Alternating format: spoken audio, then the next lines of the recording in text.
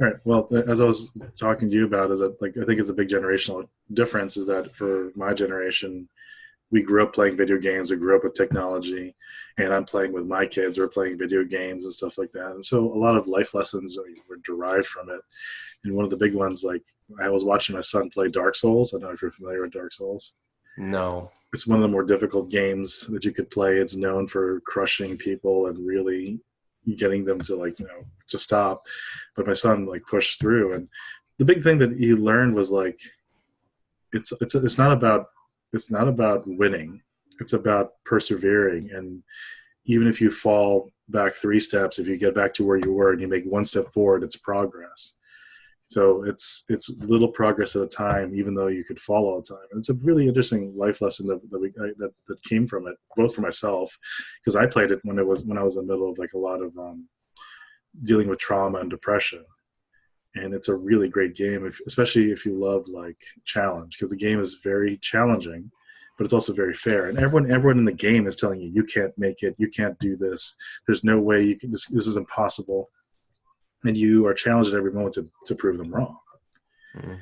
So in many ways, it felt very like for me, like when I was dealing with trauma and dealing with depression, it's like you're fighting through that and saying these are the voices around you telling you can't do it, but you know you can, and every step forward is just that much better.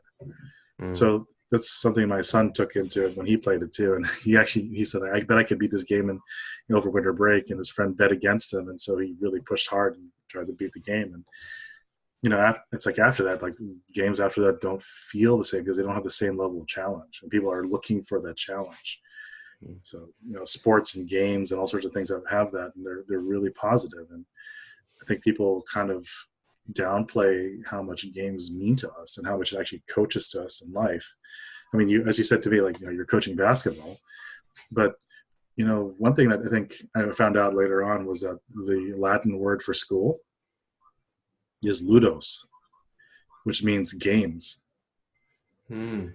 That the way that they viewed games is a teaching method of how to interact, how to socialize, how to better yourself, and that life isn't about a series of passing tests. It's about a series of bettering yourself in iterations. That you'll win sometimes, that you'll lose sometimes. You got to learn how to win gracefully and lose gracefully, and then you'll pick yourself up and start again. That's the kind of stuff that games teach you. Whereas in like modern systems, it's like, okay, you don't pass that test, you don't make it, and everyone views life more of a test that you pass or fail, as opposed to a game where you lose, you just pick yourself up and keep on going. You'll get better at it next time. Mm. So completely different worldviews that we have because of our test mentality and school mentality. Mm. So what are the commonalities, if you had to summarize, between life and video games? Well, what I find interesting is that a lot of atheists say things like, well, we don't really need purpose. We don't really need ultimate meaning. But a whole bunch of them, if you watch them carefully, they love to play games. Like games are about accepting rule sets. It's about making your world smaller and more understandable. So the first thing you do when you play games, you accept there are rules. And then within those rules, you accept that there are certain goals. And because of that, you have a feedback system that tells you if you're making progress between them or not. And if you listen to Dr. Peterson's lectures, he says the same thing, that in order for your life to make sense, you got to set yourself a goal. Once you have a goal and you have parameters of how to achieve it, like tell the truth, don't lie, all the different rules, he proposes a rule set. It becomes a game. Then all of a sudden, once you propose the rules, you have a feedback system. When you lie and you don't listen to your conscience, that's a feedback system there. When you talk to people around you for socializing, that's another feedback system there, that you're not necessarily following what you're supposed to be doing. And then how close are you getting to your goals? Another feedback system. And that's the reason why we need to live our life as if it was a game or a series of games. So inherently, we try to live our life as if it was a game. People just don't recognize it as a game because they think of it as a pastime. But most of the time, the difference between a game and a chore is if you voluntarily take it on. Like, that's the first thing. You stand up with your shoulders back, take on life, take on the burden of life. That's the first thing you do, is you accept the fact that you're going to take this challenge on, as opposed to it's just a burden to put on me. I just have to do this. That's a big difference. Like people will say, like, if I told them to sort millions of jewels into rows, they would resent it. But people do it all the time for fun as a video game, Bejeweled, and you have Candy Crush. They sort candy all the time. You can think of it as busy work, but yet because it has a good goal, has feedback systems, people will just do it and get into that Zen state of being, which is the Zen state of being is that point between anxiety, and which is too much chaos, and boredom, which is too little chaos. The state of flow when you're playing sports, you know this one also since you're a coach. There's a flow that if you're right between where you're challenged enough, but below where you're too challenged, you get in this state of flow. And flow is that part where you know where you are, exactly where you need to be at that exact moment in time. And games allow you to do that. But when you look at your whole life as a game, you can center your life around that feeling that you're doing exactly what you need to do because you know you have a purpose. So everything that the atheists are saying, you don't need purpose, you don't need meaning, that's BS. They live their life as if it has one. They play, a lot of them play video games, a lot of them play board games. They want to get in that state of flow one way or another. And that's basically what religion proposes, how we live our life. Mm. So like the church does that very well, but the people just don't recognize it as a game. Right. Yeah. I've recently started conceptualizing life as a game, and I see that as true. I think there's definitely feedback systems in place in the world today. And like one of those feedback systems might be guilt. You do something wrong, you feel guilty. And that lets you know that you shouldn't be doing that. You're not going in the right direction. But the point where I started struggling with is Christianity or Catholicism, you could say they're proposing a game, but it's more than that because it's a relationship. So when I started conceptualizing life as a game too much, I lost that relationship aspect to it. And I started to get upset about the game I was in. So here's one of the objections that I came up with.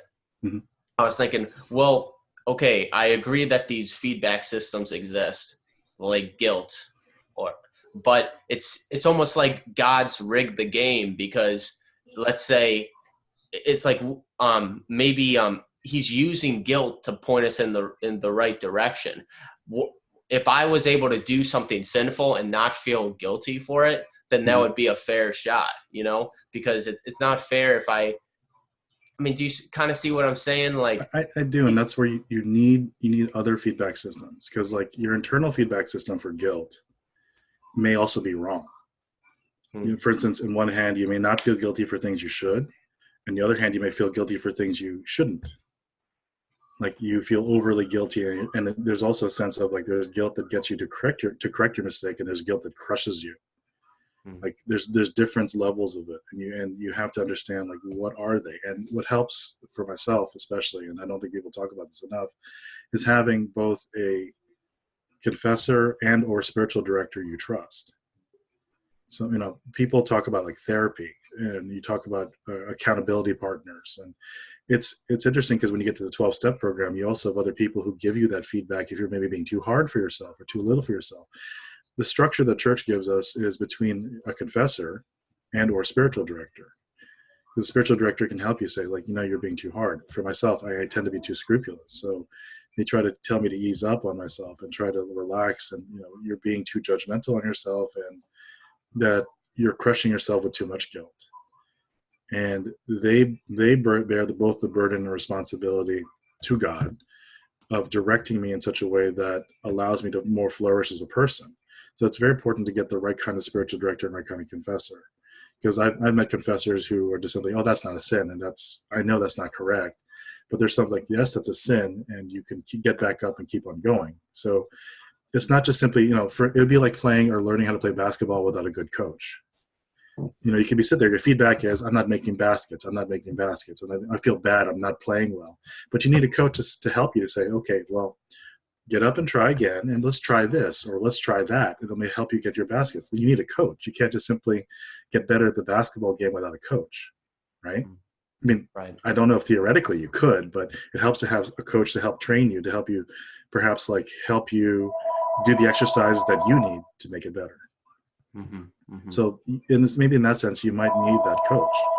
whether it be a close friend in the faith or a confessor or a spiritual director. And the best one I can think of is a spiritual director. But that could take time to discern, because you need to find someone who's both solid in their faith as well as solid enough to guide you. Right. So how does one make the jump from viewing life as a game?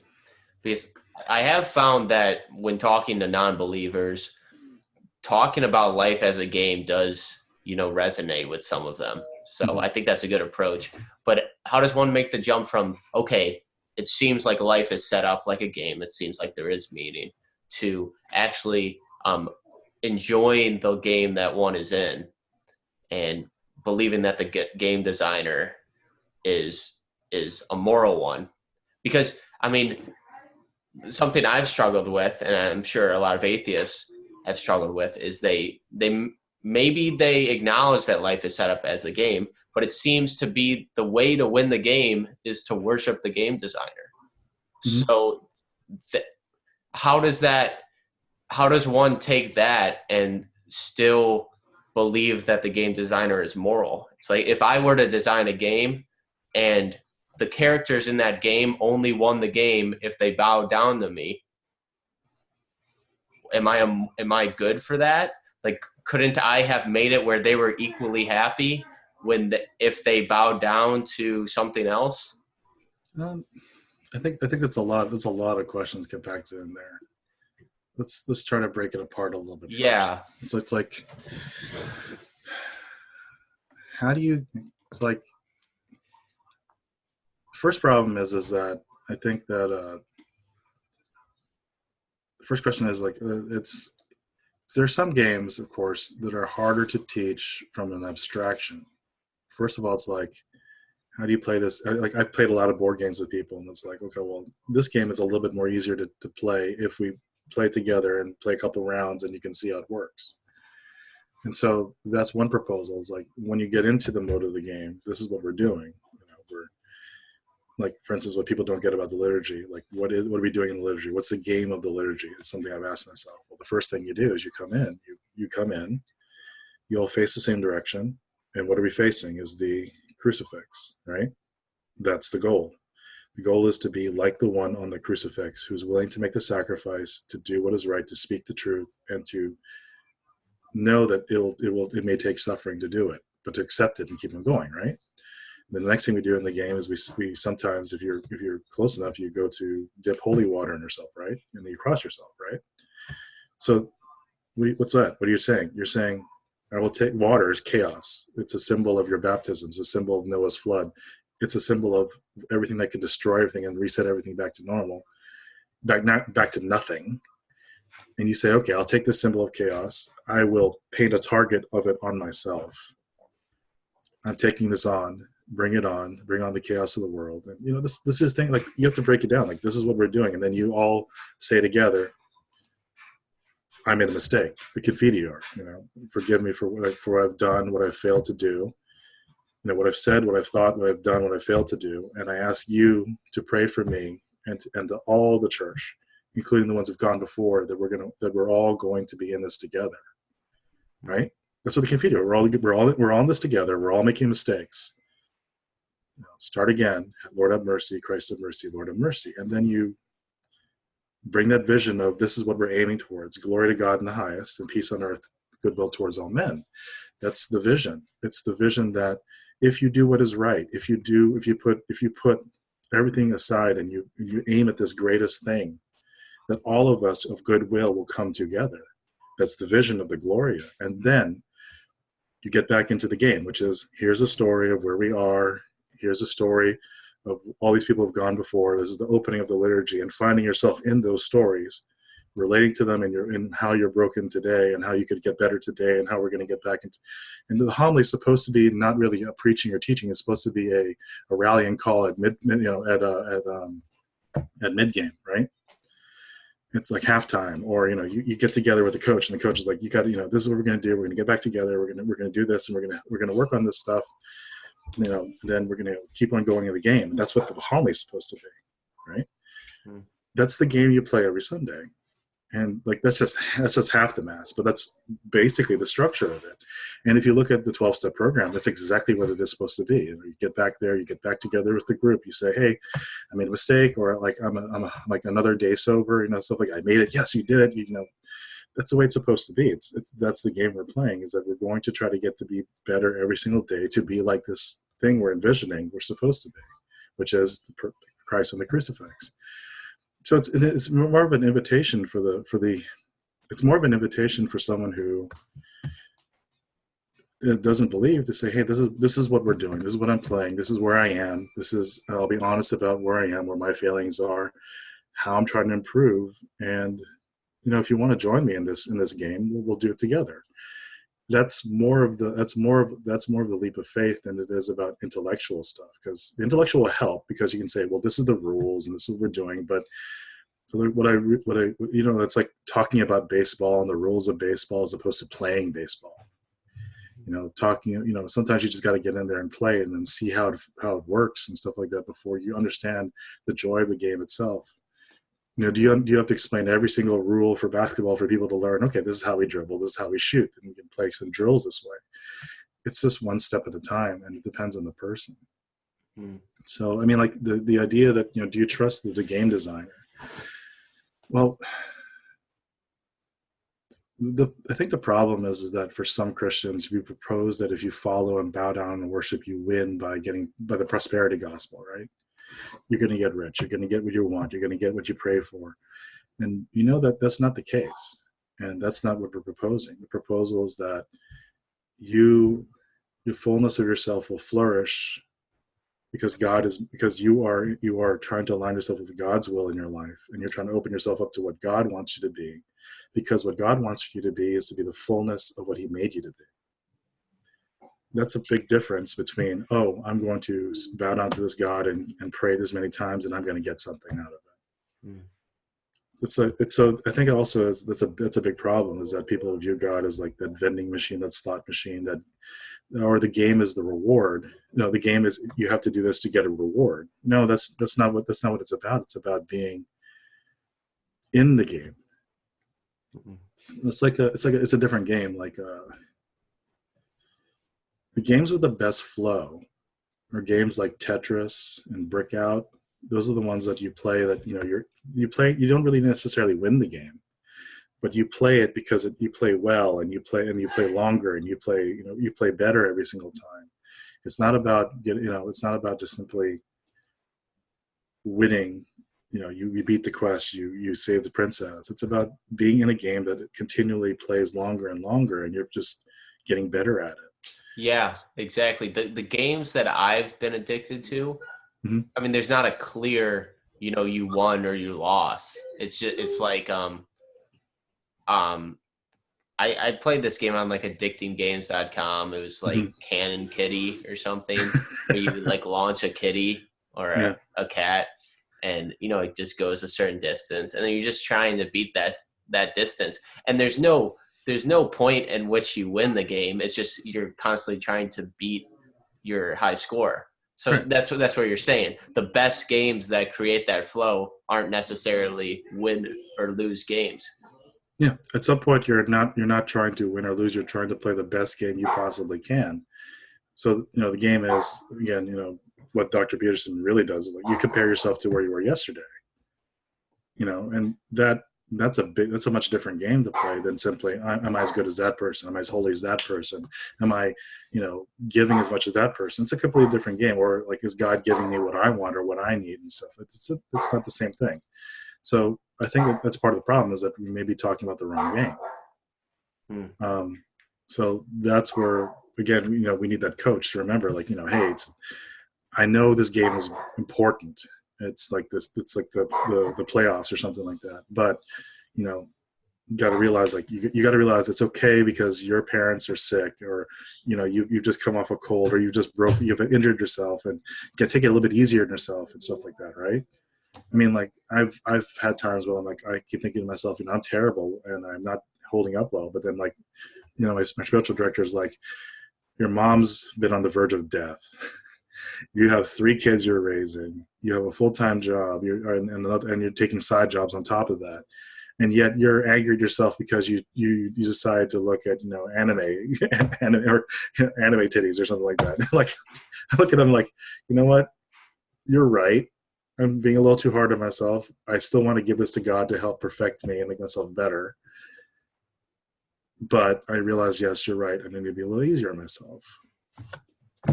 So that's where I'm dealing with it on that end. So it's like, it's like a joke now. Like I go to confession, it's like, yeah, it's the same things, but it's not because like the priest and my spiritual director recognize it's out of habit and addiction that I'm dealing with. So we're going to deal with it this week, get back on track, see how much longer I can stretch it out. There are going to be addicts who are like that, who drink and smoke and other things. They have to deal with it, but they still are struggling with it. And can you get it longer this time? 3 months, 4 months. But it's that's the game. And like in the meantime, everything else gets better all the time. Like your job gets better. Your relationships get better. You're more liable to laugh at yourself as opposed to taking yourself so seriously. You're willing to be merciful to others who are dealing with the same thing because you know how hard it is. That's what helps. Like some people that when they're playing the wrong game is when they start getting more and more agitated at others for the things that they do, right? So that's the kind of things I can say. Like that's what I can see what's doing to me. I know for myself, when I've tried to beat bad habits, sinful habits, beating it wasn't as much of a result as me being able to see it as a game and like me losing the game, but instead me viewing life as a relationship, where it's like I love God, and so I'm putting him over this habit that I want to do. And so I think for some people struggling with addictions, maybe they have to sort of get away from that kind of game way of looking at it and maybe just look at it. Jesus is your best friend in the world. He loves you. You love him. Or maybe you're struggling with love for him, but he loves you. And, you have to, I don't know where you go from there, but it's love that is going to beat the addiction. It's not, just viewing it through the right lens of this is a game form. And it's like, I think that's why you get into stories like, the Lord of the Rings, right? You're Frodo and Jesus is Sam, right? You have this ring that you're carrying and you can't bear the weight. And there's somebody who's with you, who help you and carry you and feed you. And, they're with you all the time. That's the analogy. It's not really like, I'm going to win. And in the end, if you look at it, Frodo didn't win. It wasn't by Frodo's strength that he actually won, that he beat and defeated the ring, right? It was his weakness. He actually was weak at the very end, and it turned out evil destroyed itself. And that's ultimately what it is. That's ultimately what the crucifix is that, we're going to do our best and be obedient. We're not necessarily going to succeed, but we're going to take it. We're going to take this ring to Mount Doom as far as we can take it, and let God take the rest. And evil will destroy itself, just like it did in that movie. That's how deeply Catholic that movie is. Like, people don't really understand just how deeply Tolkien knew that message. And in some senses, that's where the game analogy does fall apart. You're right. It does fall apart at some level because it isn't about, that's where the Lord of the Rings games don't make any sense. You're gaining levels and power and getting stronger. And that's where D&D went off a different direction because all of Tolkien is about, it's not about power. It's not about gaining power. And in fact, the people who are most powerful are sometimes end up being the most corrupt, or people who seek power end up being corrupted by it. It's all about that humility, and I think in the end that's realize like what are we really playing for? And it's not for levels and for better loot, and that's what we tend to focus on. It's a lot more different, a lot more subtle, and you get that by being in the game. Yeah. Conceptualizing life as a game does help me at sometimes. Like it makes a lot of sense to me the way you explain it, and I definitely see the parallels between life at large and a video game. But like I do run into issues sometimes when I'm conceptualizing life as a game. I feel trapped. I feel like I'm a player in this game and I have to go toward God. Otherwise, I'm going to lose the game. And that, will create anger within myself. And I'll start to dislike the game I'm in, and I'll dislike the game designer. Why do I have to play this game? Why have you set it up where unless I get on my knees and worship you, like I'm not going to win this game? Like what I was thinking is, well, what if it was the case that when we did a sinful activity, we didn't feel shame? We didn't feel any more shame than when we did a good activity. Then we could freely choose the good activity without like I feel like free will is kind of in question when you add a feedback loop like guilt. But I think I'm wrong in that thinking. I have an intuition that I'm missing something, but that's what I'm thinking right now. It's almost like, well, I can't go back to my sinful habits because I know I'll feel guilt and shame. But it's like I'm not. That's bothersome to me. I'm angry at the fact that I'm going to feel guilt and shame. So that's the reason I can't do it. So it's almost like I feel like I don't have the free will to go back and choose that because I know how the game's set up. Like I've cultivated enough of a conscience where, the game is rigged for God to win. I mean, in my heart or something. Like, I don't know if I'm totally articulating it well enough, but do you sort of see what I'm saying? It does sound, one, I think one thing you should meditate upon the fact is that God called Jacob Israel. What does Israel mean? Wrestling with God. To wrestle with God. You are really wrestling with him. Like, why is it like this? Why am I like this? This hurts, and I know it's going to hurt. I hate the fact that it hurts, and I hate the fact that I'm addicted to it. I hate the fact that I was made this way, and that this is something I always fall back upon. Right? That's where I think that's where I think that part of it will help you as a good coach, because after a while you'll just start laughing at yourself. It's like, here I go again. It's okay. Let's start again. That's where habitual confession helps also, because I've gotten to that point where I'm just like, yeah, I could laugh about it. I could admit, I have all these different addictions. It's like, yeah, I have problems with, I love anime. There's a lot of like suggestive stuff in there. So yeah, I end up confessing things all the time about it. And it's like, yeah, here we go again. All right, let's start again. And then you just laugh about it, because there's a point where like you can only get so good at golf, and then you have to, and then you get that slice again, and you get that, you get so good at something that the only thing you can do is like, okay, there's that habit again that's coming out of nowhere, and I need to work on it. It's very little, but it's something that you got to work on if you want to get your game better. But I think you need someone to help you, to both balance out that shame, because there's someone who's telling me, oh, my kids in the background. there's a guilt and then there's shame, right? I think that's really what you need to differentiate. There's guilt, which is, yeah, I know that's wrong.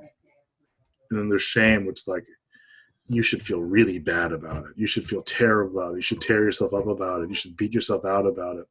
And that's where I think the accuser comes in. That's where Satan comes in, is that he wants to discourage you by using that shame. So I think that's where you got to start breaking it apart. And that's why I think it's been a little helpful for myself, is having both a good confessor and spiritual directors, learning that difference. You got to split the guilt and the shame. Mm-hmm. I agree. And I think a lot of people need to realize that a lot of shame isn't from God. You know, a lot of it's accusers, the accuser doing it. Absolutely. God wants you to, I'm not going to speak for God, but the way I think of it is God wants you to feel as much guilt as is necessary for you to change your ways. And that's it. There's no, like overly punitive guilt that he wants you to feel where you're holding your head down all day. Yeah. So like, the prodigal son, which is the great analogy, is that the prodigal son feels the guilt, right? He wants to go back, and the part of him that wants to, that feels ashamed is that he wants to be just like a servant. He wants just to, I don't want to be, I'm not worthy to be your son anymore. That's shame. Yeah. But then what does the father do? Welcomes him, says as a son. Yeah. That's a differentiator, and I think that's something that. Wait 1 second. Yeah. I've only got 10 more minutes, so I'm just letting you know. That's fine. The prodigal or the father probably recognizes that the son's already feel shame. I mean, the son says that to him, and so the father doesn't need to, let that be known anymore. He doesn't need to make him feel any more shame. It's all just forgiveness now. You did something wrong. Now you don't actually need the shame anymore, really. Right. Yeah. Now you can let go of that. Now you just need to forgive yourself. Right. Right. Yeah. That's hard. That's much harder. Mm-hmm. That's what I've had. That's what I've had to work on for all these years. Is that every time I go to confession, is that he's there. He's I love you. It's okay. We'll work through this together. I'm with you. I know this is your burden, and we'll get over it every time. And here's my strength, my life in you, in the Eucharist, that you may defeat this. I want to say one more thing. Like in my best moments when I'm resisting evil, it almost doesn't feel as much like a resisting because I feel like I'm doing it out of love for something greater. Yeah. So I'm just saying that because I don't want people who are struggling with an addiction, I want people to know that the way you beat an addiction is with love. It's like, I don't know. I don't, because in my worst moments, I'll resist something evil, but I'll hate the fact that I have to resist it. I'll get mad at God. Okay, I won't do that, but I want to do that. I wish I could do that, God. I liken it to something I really hate doing. My wife knows this. I hate working out. I really do. It's a pain in my butt. I don't like it, but I need to do it for myself, for my health, for my family. And I need to do it for them. But every time I work out, it's an opportunity for me to resist the weight and get stronger by it every little bit of time, right? The fact that I have to lift makes it an opportunity to get stronger. Yeah, and just when someone like you're doing, when you work out, you're doing something that you don't want to do. I think a good way of creating a mindset when you go into that is flipping it. Instead of thinking like, oh, I have to do this to resist something. No, I'm doing this because I love my family, because I love Jesus, and I want, I love my own body, and I want to display my love through working out. So it's like, I'm creating a positive twist on something that could be like a negative, like you're dragging yourself to the gym and resisting something that's constantly on your back. It flips it. It's do you accept this adventure or not? Do you accept this quest I'm giving you? If you say no, it becomes a chore. But if you say yes, it becomes a quest. I accept this quest. Okay, now we're going to take this on, get it done, get the XP, move on. And but if I say no, it just gets heavier and resentful and like, oh gosh, I got to do this other chore kind of thing. That's the difference between a game and a chore, is whether or not you accept it and take it on as a challenge. So now that I said it out loud, I was like, great. Now I got to live this out with my exercise, right? Right. Yeah. So, well, I mean, even another way you could conceptualize it's like, my life's not a game. It's a love story between me and God. Yeah. So it's like, it's not that I'm going to work out in order to win a game, but it's more because I'm increasing my love for God. I mean, I'm just trying to help you out maybe a little bit. I mean, it's greater when you bring it up that higher. Yeah. I mean, the game is more of like, for me, just to play around with it as a game designer, because I love thinking about things in games terms, but you're right. It's more of a love story. And one of the things that you realize in a love story, you can play games and those are fun ones. Those are ones that they're no longer like I'm just playing a game to get points. I'm playing a game to win. No, I'm playing the game because I love the person I'm playing with, and I know I'm gonna mess up, and they're gonna pull a trick on me somewhere, and I know it's gonna turn a certain direction once I get there, and then you can laugh about it because you knew that was gonna happen, but it changes. I don't know if you ever played Dungeons and Dragons. I haven't. That's the kind of game that I think you really learn it because not only do you have a rule set, but you also have a storyteller, and you're the player. You have to trust the storyteller who's telling you the story. And I've gotten to the point in some of my games where a player is willing for his character to die because he knows it makes sense for the story. It's a dramatic end, and it fits the character. And that's the kind of relationship I built with my players, is that they trust me because it's going to be a great story and it'll honor the character. But there are people who play the game because they want to get the loot. They want to use it as a power fantasy to show how awesome they are in this fantasy world. And then there's also the game masters who just use it as a bludgeon to beat other people. I've met game masters who use it to simply torture their players and play things in the game that actually annoys them in real life. And because they have, there's all sorts of personalities you play with. But I've learned over time that that's not the kind of game that God's playing with us. It's not. He wants us to live a beautiful life and enjoy being us, to not only just to, it won't be an easy life. What was it? Pray not for an easy life, but for the strength to carry a hard one. That's Bruce Lee. Like that we want to be that person who can take on the toughest life possible, and for our story to end in such a way that both God and I can say that was a story worth telling. Right. And Put it aside. I think at the end of the day, God doesn't really want us to think of life as a game. Like that might be a stepping stone. Yes, I agree. It's an analogy. Right. Yeah. But that's not the way he wants you to think of it. He wants us to think of it like he wants us to go to church because we love him, Yeah, and you agree with this instead of looking at it in a game form. Yeah. Mm-hmm.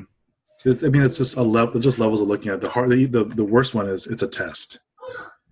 Right. That's lower. That's even lower. We pass or fail. It's not that. It's more like a game, but you're right. It's better to view it as a game because you get up and try again. But even better than that, you said it's a love story. And then beyond that, it's like there's something beyond that even. And it's beyond a little bit of words when you get to that point of joy and contemplation and breathlessness. And it's more than just a love story. It's the act of love itself, which is higher than that. And that's contemplation. And that's something that all of us are called to, is to be in that place where it's just sharing your breath with the divine lover who is love itself. Because you say, best friend, there's something higher than that. And it's more like, and this is what St. Paul is more like husband to wife, but it's even more than that. Yeah. We can't even imagine it. Yeah. But we know what direction it goes. Mm-hmm.